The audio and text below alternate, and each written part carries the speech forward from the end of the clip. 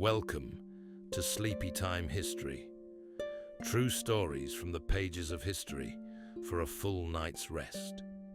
If this is your first time listening, let us know where you're tuning in from, or make a request for a future episode. And if you like what you hear, please consider liking and subscribing. It helps us immensely. All right, it's time to settle in, relax, and take a wander through the pages of history and storytelling. Tonight, we're going to be exploring the remarkable true story of Sławomir Rawicz, a Polish cavalry officer captured and sentenced to 25 years of hard labor in a Siberian prison camp. After managing a daring escape, Rawicz walked more than 4,000 miles across frozen forests, barren deserts, towering Himalayan passes, and eventually to freedom. But he wasn't alone. After months of careful planning, Rawicz quietly slipped away with 8 others, disappearing beyond the barbed wire into a moonless night. Ahead were no signposts or guides, just an entire continent. Survival meant moving onward through unforgiving wilderness, navigating only by a compass and the stars, from Siberia's endless taiga to the lush green valleys of India's Brahmaputra plain. Gnawing hunger and thirst drove them to desperation, forcing them to survive on insects, leaves, bark, and whatever sparse nourishment the land reluctantly offered. At night, they huddled together through windstorms and freezing temperatures without shelter, then waking each morning to deep snow, blinding sun or sweltering heat, and horizons that stretched into infinity. Then, most astonishing of all, near the journey's end, Rawicz claimed to have glimpsed 2 towering figures, covered in white fur, walking upright through the snow, never to be seen again. This is the story of a survivor driven forward by the human need to persist, one foot in front of the other, through sickness, starvation, grief, and overwhelming odds.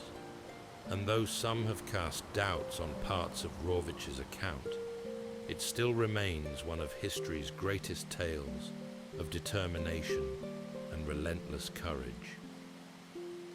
Tonight, as we drift into sleep, we reflect not on the vast distances he faced, but on the steady resolve that carried him forward, mile after measured mile. So settle in, take a deep breath, and let's journey slowly with Sławomir Rawicz across the endless expanse of his long walk to freedom.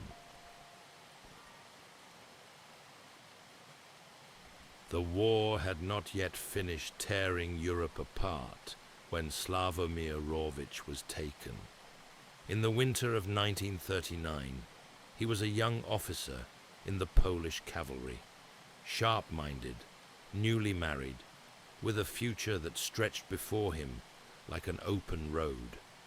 But all of that was swept aside when Soviet forces, now occupying eastern Poland, accused him of espionage.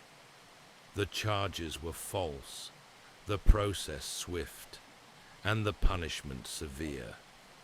He was transported across a frozen continent, bound not by chains, but by the grim finality of a 25-year sentence in a Siberian labor camp.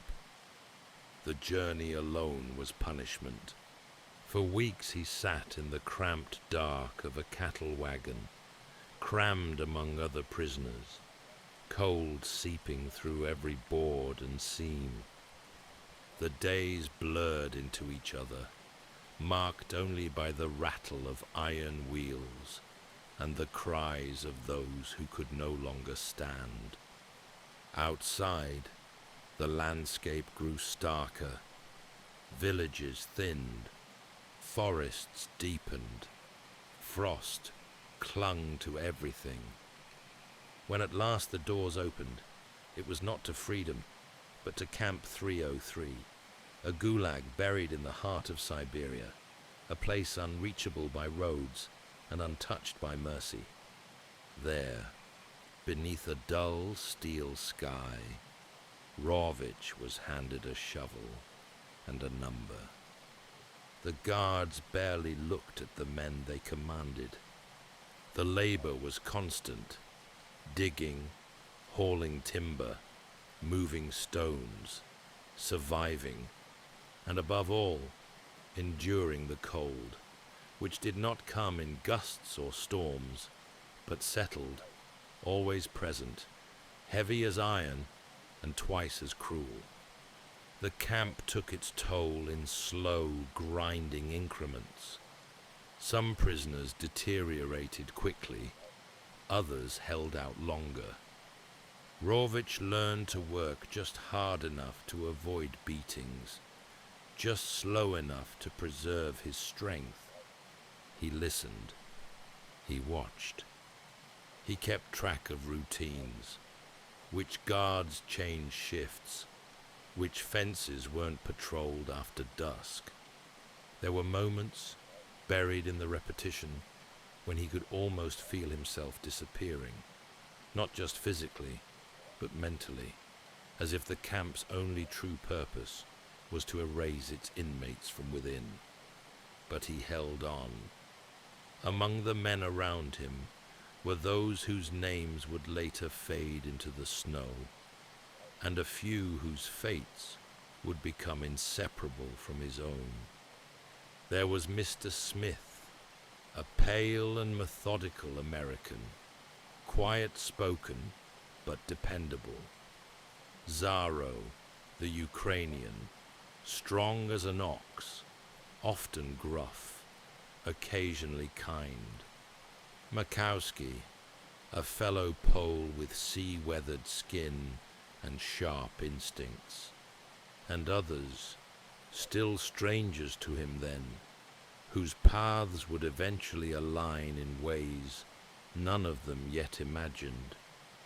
At night, when the fires burned low and the wind scraped across the barracks, Rawicz would sometimes close his eyes and picture nothing, not freedom, not escape, but simply the feeling of open sky, a space above, unmeasured by wire or watchtowers.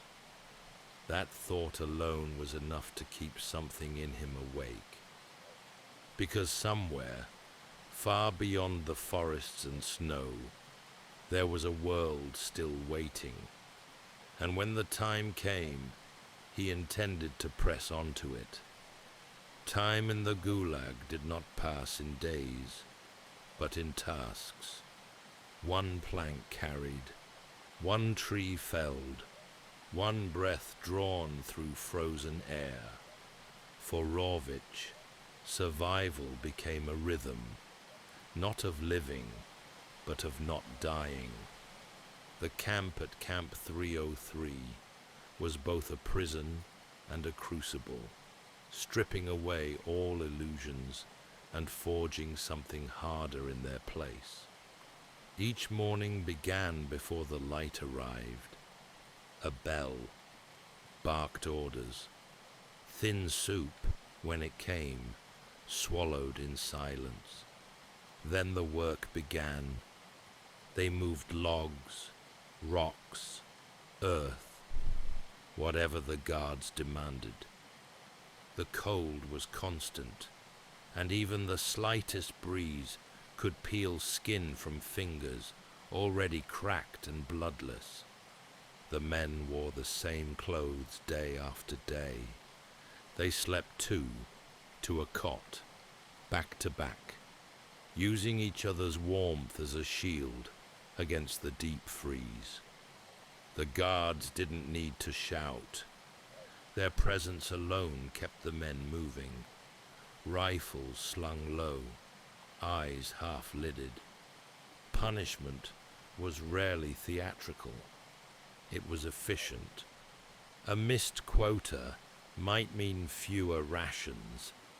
A misstep in line might mean the whole. Pain came not in sudden bursts, but in the long, unrelenting erosion of strength, dignity, and self. But even in such a place, Rawicz found something to anchor him. He was not alone. Among the prisoners were men who had once lived full lives: teachers, merchants, engineers, soldiers, now reduced to numbers in a ledger. They came from Poland, Hungary, Ukraine, Germany, and even the far edge of America. Most kept to themselves, some barely spoke, but a few became companions in the way only hardship can forge. Mr. Smith, the American, had a calmness to him that felt almost unnatural. He moved slowly, deliberately, as if measuring each motion to conserve what energy he had left. There were whispers that he'd once been an engineer. He rarely confirmed or denied anything, but he listened. And when he spoke, others listened too. Zaro, broad and strong, gave the impression of someone who had survived worse. His face was lined, his beard full, and his hands calloused from a life of hard labor. He complained often, mostly about the food, or lack thereof, but never once did he falter when work needed to be done. Makowski, also Polish, had the easy confidence of someone used to storms.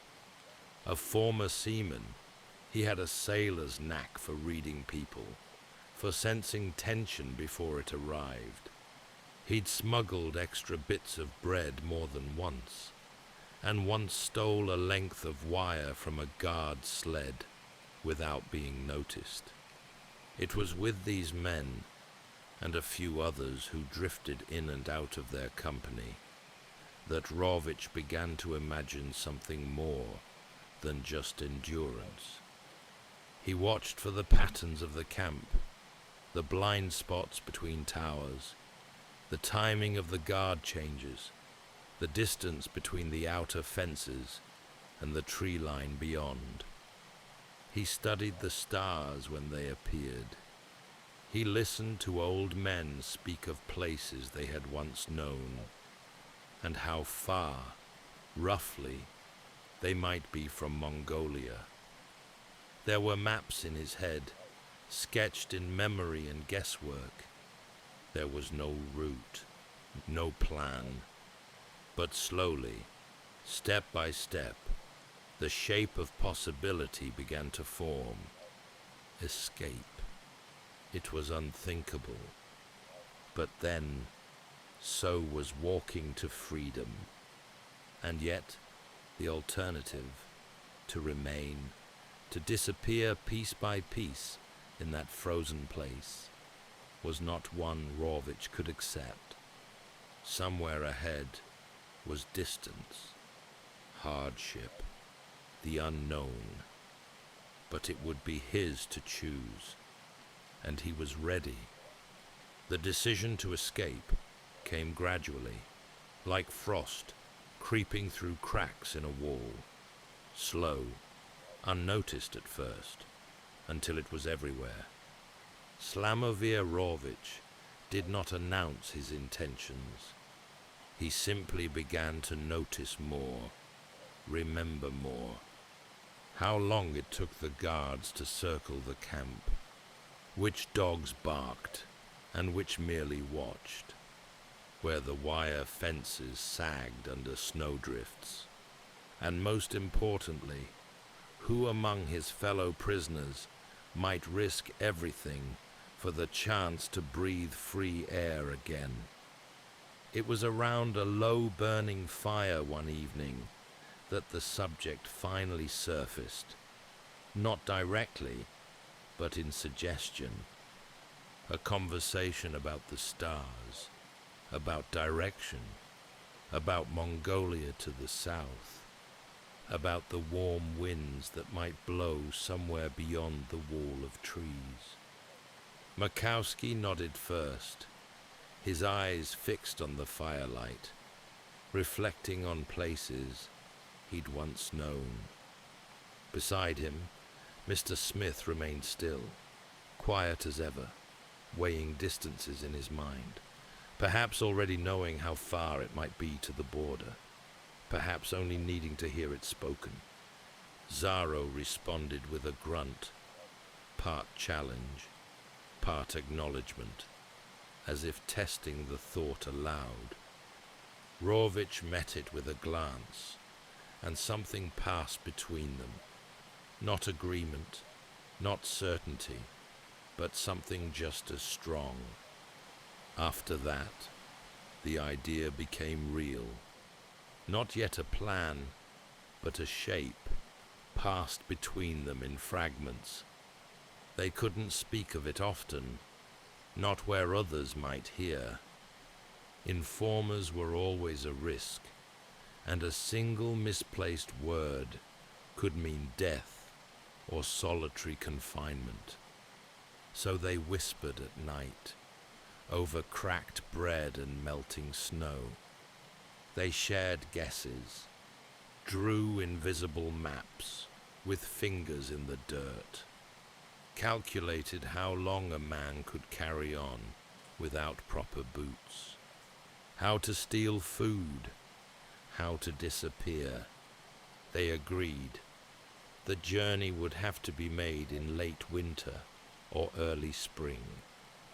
The snow would be thinning, the rivers still frozen, and if they could reach Mongolia, there might be refuge.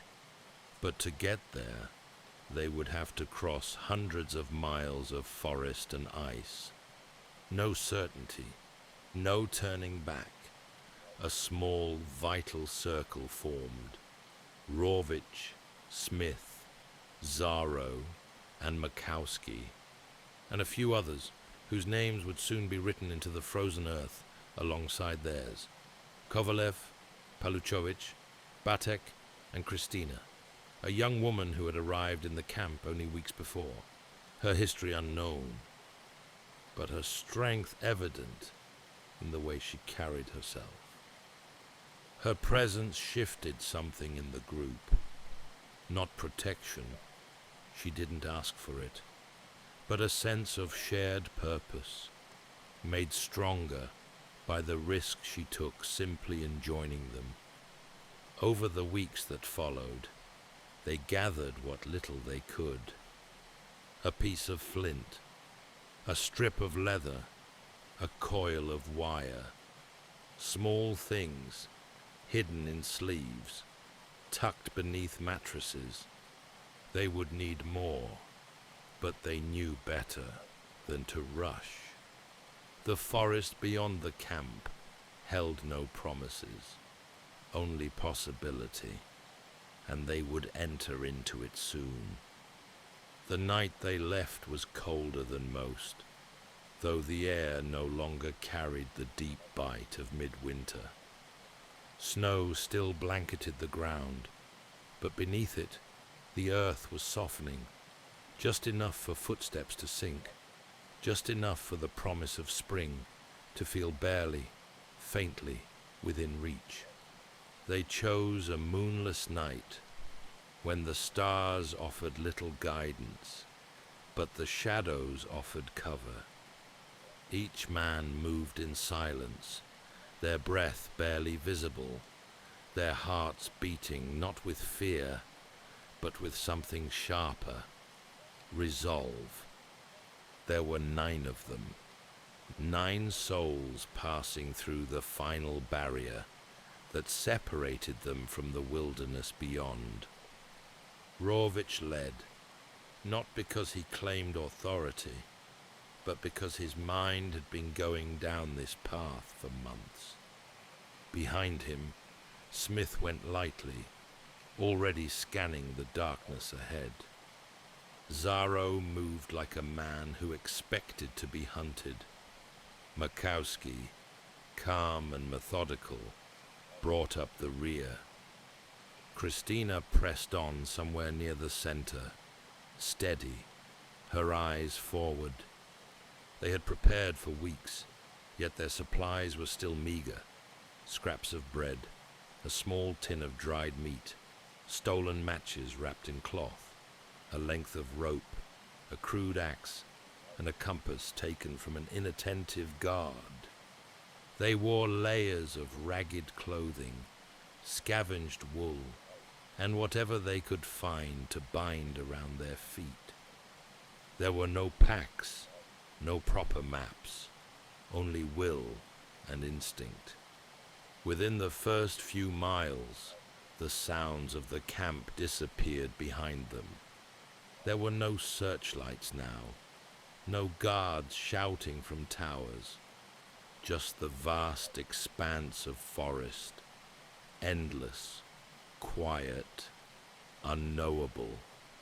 For days, they moved through the pines, following rivers when they could, watching the sun by day and the stars by night.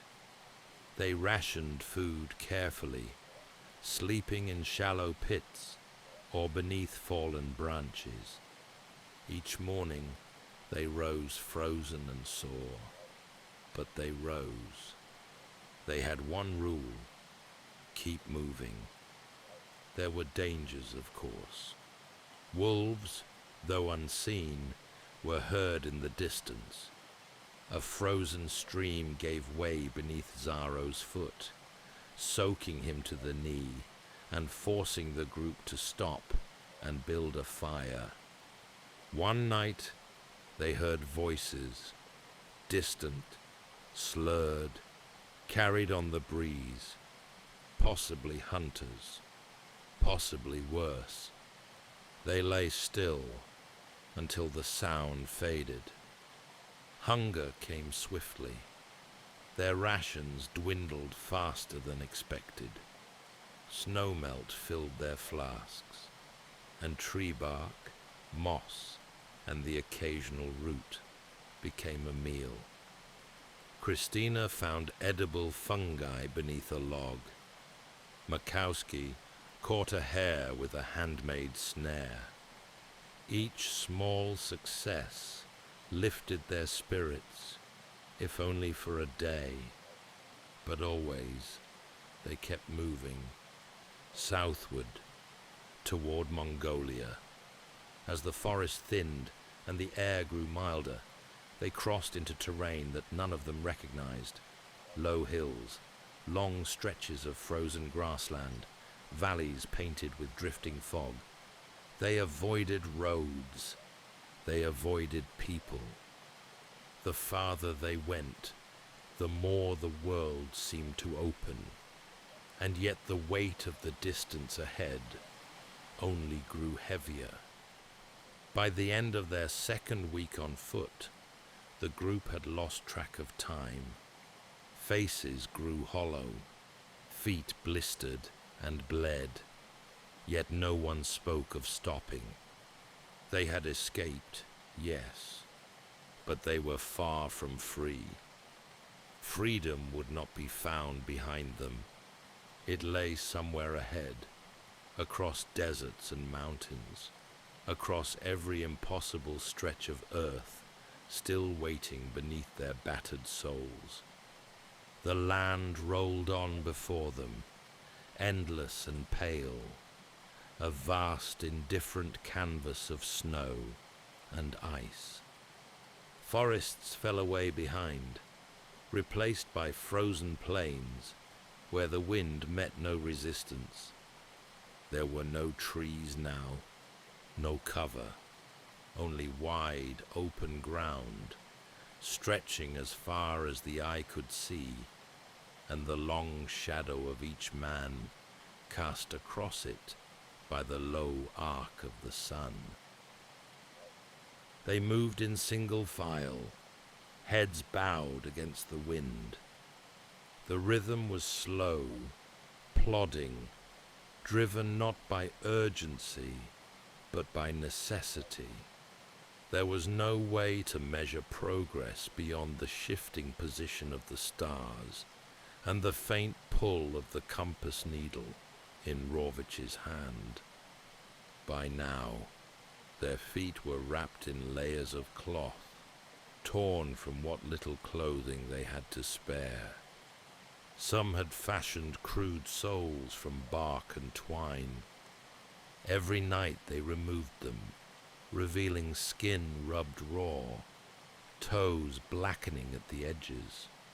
Still, they walked. Food was nearly gone. They had long since finished the bread and meat. Now they scavenged. Roots, lichen, the rare frozen berry. One day, Makowski spotted a crow circling low overhead. They waited, still as stones, until it landed. Then Zaro brought it down with a thrown rock. It wasn't enough for all of them, but it was something. That night, the fire hissed low and oily as they roasted what little meat there was. Conversation grew less frequent. Energy had to be conserved. They spoke only when necessary, to warn, to point, to guide. Even Christina, who had once hummed softly to herself on the march, grew silent. Her steps, like theirs, were smaller now. One evening, Smith staggered and fell. His leg had given out, a twisted knee from a hidden patch of ice. He cursed softly, not in pain, but in frustration. Rawicz knelt beside him and said nothing. After a long moment, the others helped lift Smith onto a makeshift sling, a loop of cloth drawn between two sticks. He was light, lighter than any man his size should be. They took turns carrying him. No one suggested leaving him behind. The wind continued its slow, sweeping passage across the steppe. The sky above, pale and wide, offered no sign of change, no settlement, no ridge, only sky, snow, and their own breathing. At night, the stars returned, hard points of light in a vast dome. They curled together beneath what coverings they had, pressing close for warmth, bones against bones. Christina's cough was growing worse. Zaro had taken to walking with his eyes half shut, conserving effort. Makowski still scanned the horizon, but less often now. Rawicz did not count the days. The numbers had become meaningless. There was only distance, behind and ahead. The only measure of progress was the act of continuing. Each morning he rose with the same thought. One more day, then one more. And so they moved forward, across the endless white, into the unknowable reach of the land beyond. The change came slowly, almost imperceptibly. Snow thinned, the cold lost its teeth, and the ground beneath their feet grew firmer, drier, and strangely bare. Where once the world had been coated in ice and silence, it now stretched out in dull, sandy hues, vast and cracked. They had crossed from frozen Siberia into Mongolia, and before them now lay the next great trial, the Gobi Desert. It was not the heat that greeted them at first, but the emptiness. The desert was not a single terrain, but a series of shifting challenges. Hard pan earth, shallow scrub, rocky outcrops, and long blinding tracts of sand. And above it all, the sun, fierce and absolute. Without trees, without shade, it ruled the days without mercy. Their clothing, meant for frost, now became a burden. Layers were stripped, wrapped around heads and shoulders to block the sun. Their skin, already cracked from the cold, now blistered under the relentless glare. Lips split, throats dried. They had traded one form of suffering for another. Water was their greatest concern. Snow had once sustained them, melting in tin cups and flasks. Now, they scanned the horizon for any sign of wells or pools, any hint of moisture in a land that gave none. They found trickles occasionally, brackish puddles in shaded crevices or the base of cliffs. Once, they stumbled upon a goat trail that led them to a shallow spring, no deeper than a bowl. It was enough to live another day. Their bodies grew weaker. Hunger became a dull ache rather than a sharp pain. They spoke rarely. Every word cost energy. Christina's cough had deepened, and though she masked it with a scarf, they all heard it, rasping in the night, growing slower each day. Zaro's strength began to fade. His wide shoulders, once the anchor of the group, now slumped. Still, he carried more than his share, stubborn to the last. Smith, whose leg had improved enough to limp beside them, walked with a stick fashioned from driftwood they'd found by a dried riverbed. He did not complain. None of them did. Sometimes they passed bones, animal or human, it was hard to say, bleached white by sun and time. A warning, or perhaps a reassurance that others had come this way, even if they hadn't made it far. The days scorched them. The nights, surprisingly, still chilled.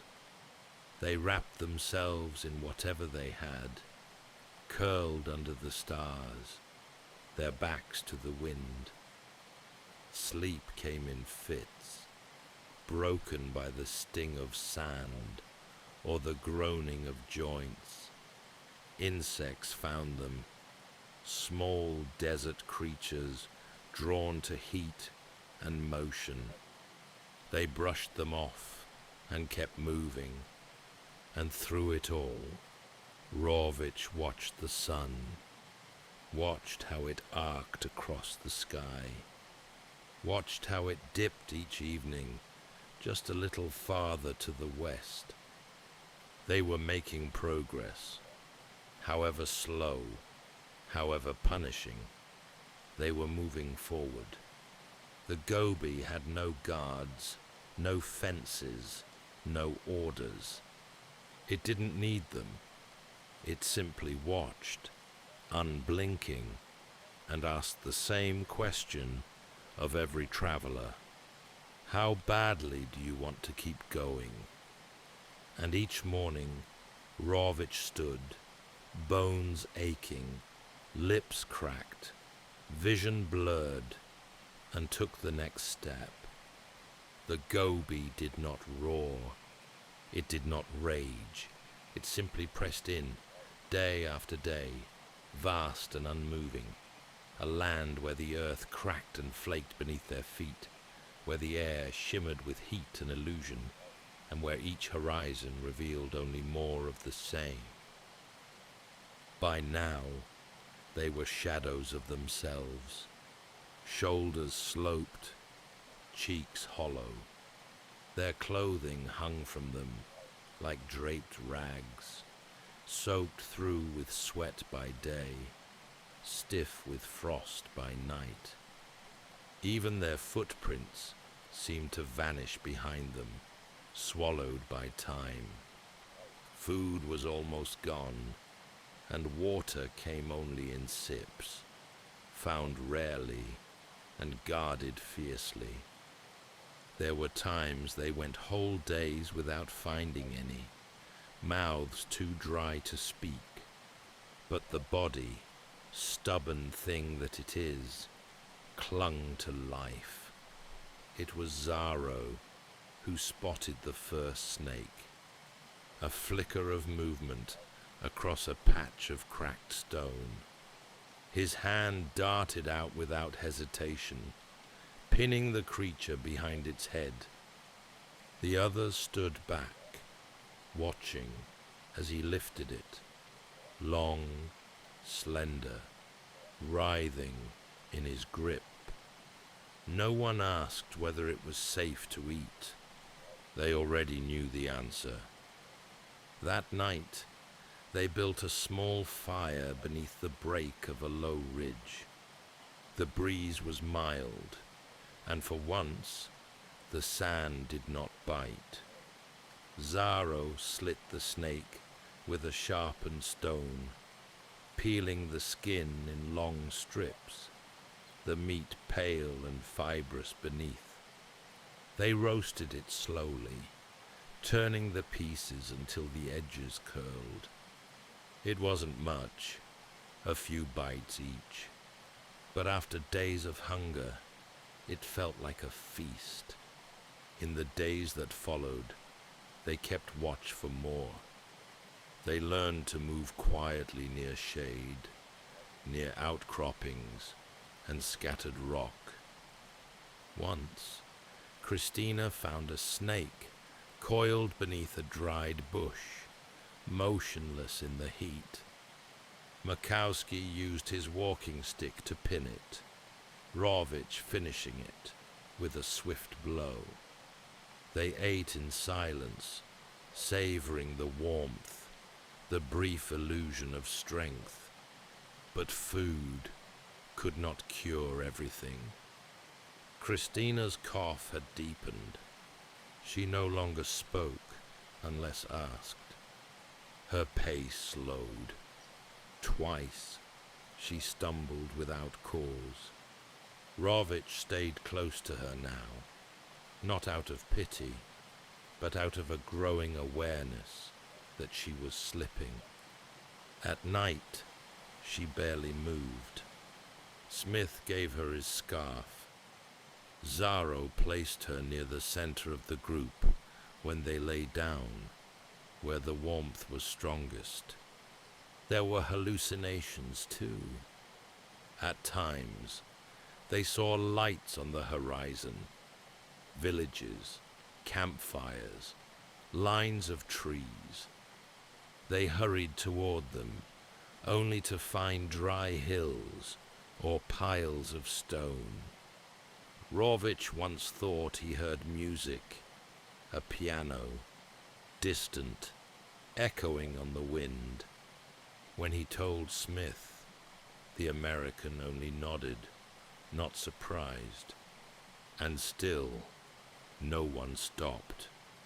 Their shoes had long since given out. Some wrapped their feet in layers of cloth. Others wore strips of hide scavenged from animals long dead. Blisters turned to sores. Some toes blackened, but no one asked to stop. At one point, they passed what looked like a campsite. ancient, abandoned, a ring of stones, a rusted tin cup. It gave them no comfort, only the reminder that others had passed this way before, and perhaps not all had made it out. The Gobi had taken many and asked no forgiveness, but Rawicz, sunburned and unshaven, eyes shaded by a strip of cloth, kept moving. His legs burned, his lips cracked, his voice barely more than a whisper. Yet in his mind, the desert was already behind him. Ahead were mountains, and beyond them, freedom. The desert, at last, began to change.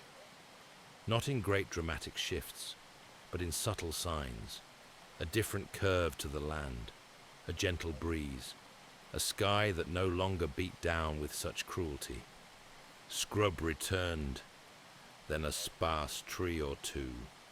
Small streams ran in narrow channels, too shallow to drink from, but promising. The air grew thinner, cooler, and then, far in the distance, something vast rose on the horizon. Mountains. Not the low ridges they had seen before, but true giants, the northern reaches of the Himalayas, broad and immovable, dusted in white, even in spring. The men stopped when they first saw them, not speaking, not even moving for a long while. There was no triumph in their faces, only awe and something close to fear, because what lay ahead was not an ending, but a final test. The crossing would be treacherous. No maps, no known passes, no Sherpas, no equipment, just legs that had walked for thousands of miles and bodies too light to cast proper shadows. Still, the mountains gave them something they had lacked for weeks, a destination they could see. They climbed slowly, always upward, finding narrow paths along goat tracks, clinging to rock and loose soil. The air thinned with each ascent, forcing them to stop more frequently, lungs aching for oxygen.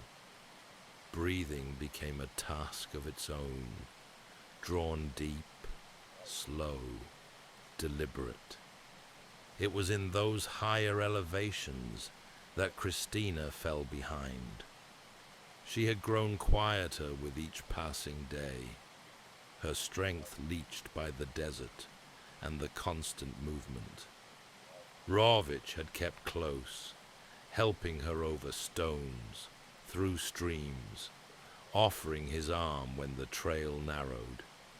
But now, each step was a mountain for her. Her lips were pale, her eyes unfocused. They paused in a small glen, sheltered by rock, and gave her their remaining water. She drank, slowly, carefully, as if trying to make the moment last. That night, they built a fire, the first in days, and sat in a rough circle. She passed in her sleep before dawn.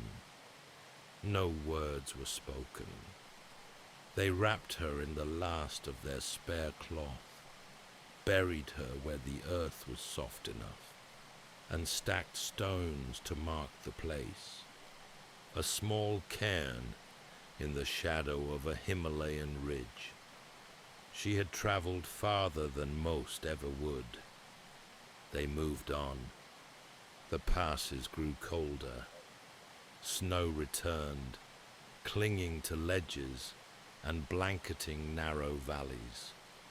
Zaro had begun coughing now. Makowski's hands trembled when he tried to hold the walking stick.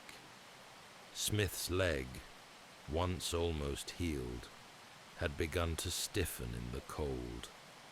They ate little, boiled leaves, a bird once, a few insects, and always they drank from the streams, cold and clear, water that seemed to come from the sky itself. Each morning they rose slower. Each climb stretched longer, yet with each bend in the path, the land grew more hospitable. Small villages seen from afar, tiny plumes of smoke, signs of life. And then, one afternoon, as they crossed a narrow pass beneath a jagged ridge, they looked out and saw green. It lay far below. Forest, rivers, fields, India. They had reached the final edge. The world they had come from was now behind them. But the journey wasn't over. Not yet. The path down from the Himalayas was no descent in the usual sense. It was fractured and steep, a slow, testing unraveling of will and strength. Each stone underfoot threatened to turn an ankle. Each ridge revealed not sanctuary, but more sky and more thinning air. The group had little left to give.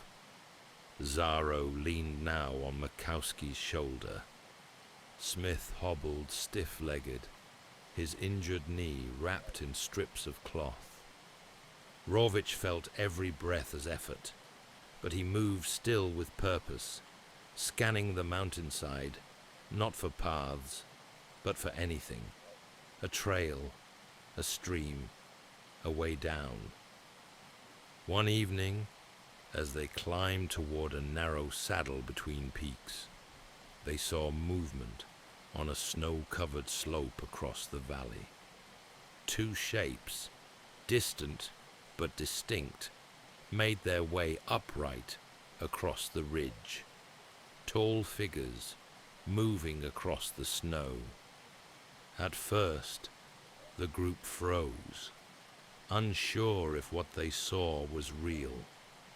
The figures were broad-shouldered, covered, it seemed, in hair or rough hide, and they moved not with the scampering gait of animals, but with deliberation. No one spoke. The creatures didn't appear to see them, or perhaps they did, and simply didn't care. They passed through a break in the rocks and disappeared, leaving only a vague trail behind them in the snow. There were no answers and no desire to chase them, but the sight lingered.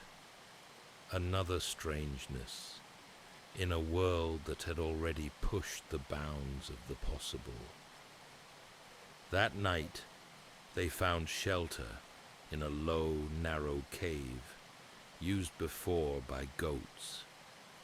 The scent of animals still clung to the stone, warm, earthy, oddly comforting. They crouched inside, grateful for cover, and built a small fire from gathered twigs. Christina curled near the warmth, her breathing faint but steady. No one mentioned the figures on the slope.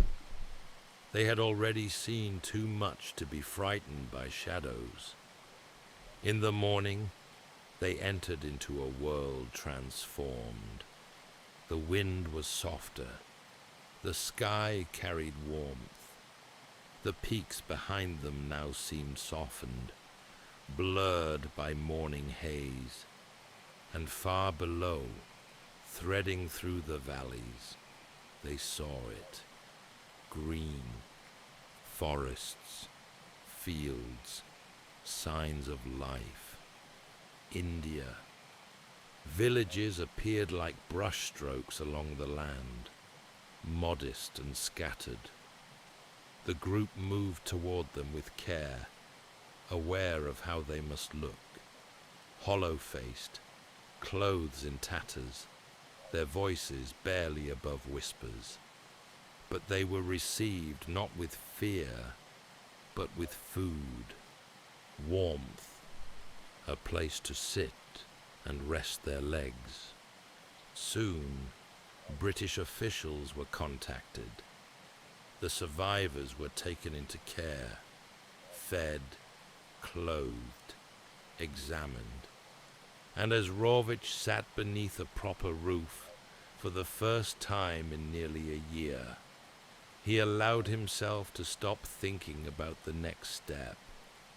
There were no more steps. They had walked across half the world, from barbed wire and watchtowers to towering peaks and strange, silent figures in the snow. And somehow, they had arrived. In the months that followed, the noise of the world returned, not suddenly, but in slow layers. The rhythm of footsteps was replaced by the murmur of voices, the rustle of clothing not made from rags, the soft scrape of cutlery in bowls. The men who had once counted every step now sat on benches in rooms with walls, learning once again how to be still. Rawicz spoke little at first. There was food now, warmth, safety. British officers in India had taken them in, given them rest, medical care, and time. But what had passed between the camp and the cave was not something easily translated. Even when asked, Rawicz spoke plainly. Facts, not embellishments. They had walked. They had survived. That was enough. Of the original group, only a handful remained. Zaro had fallen ill not long after they reached India. His strength, which had carried them through so much, had simply run out. Smith, the quiet American, stayed in the north for a time, then disappeared into the folds of post-war chaos. Makowski, ever resourceful, made his way to the coast, seeking ships and familiar tides. Their names faded from the record, but not from Rawicz's mind. Christina, buried beneath a cairn of Himalayan stone, remained the silent heart of their journey, a reminder of what it had cost. Rawicz eventually made his way to England. He found work. He built a life. He remarried. Years later, he would write down the story, not for fame or fanfare, but because someone asked, and he felt it deserved to be remembered. The Long Walk was published in 1956, a simple title for an impossible journey. And though questions would later arise about documents, timelines, whether he himself had made the full crossing, Rawicz never wavered. He told what he knew, what he lived, what he remembered, step by step. Whether every mile belonged to him or to others he met along the way, the heart of the journey remained unchanged. Men who had nothing left but the will to go forward, who crossed the emptiest places on earth, not with weapons or wealth, but with bone, grit, and direction. There were no medals, no statues, only the long silence between footsteps.